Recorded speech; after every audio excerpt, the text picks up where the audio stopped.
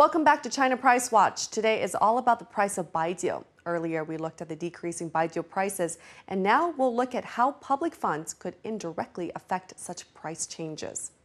According to Evening News, compared to other brands of Baijiu, no matter how much the price of Maltai drops, the supply in the market is still far from enough, particularly when it gets close to festivals. Sales staff claims that Maltai price reduction was mainly seen in retail businesses, but wholesale prices have remained unchanged. The price decline of high-end Baijiu is certainly a reasonable fallback in the off-season after overheated prices during peak season.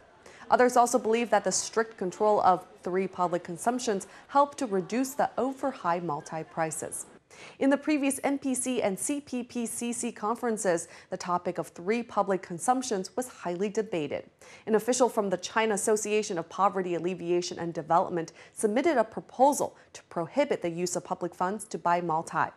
In the mind of the public, Maltai, Wuliangye, and other high-end Baijiu are always seen as an abuse of public funds.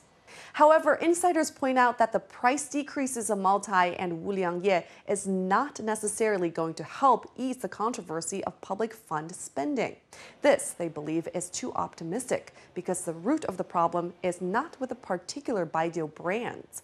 The problem is using public funding to invest in high-end Baijiu for the hope of high returns. The lack of supervision on finance and the lack of constraints are the main internal and fundamental reasons. To solve the problem of public fund abuse, the government needs to focus on those areas. According to Southern Daily, Guangzhou Municipal Consultative Committee has published its account book of three public consumptions at the beginning of last month. It shows that the total expenditure of official receptions, vehicles, and overseas trips was about $1.4 million, and the fee of official overseas trips was about $110,000.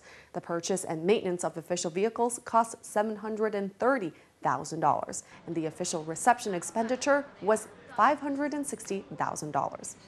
Among them, the expenditure of official reception includes costs of regulation spending on all kinds of official hospitality for domestic or international visitors.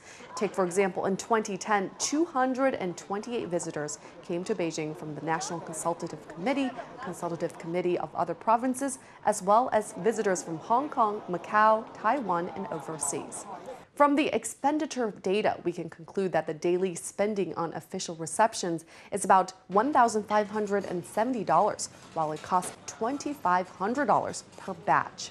A significant portion of the spending was on high-end Baijiu. Such high expenditures have certainly drawn attention to the issue of public spending and calls for reform on its regulations.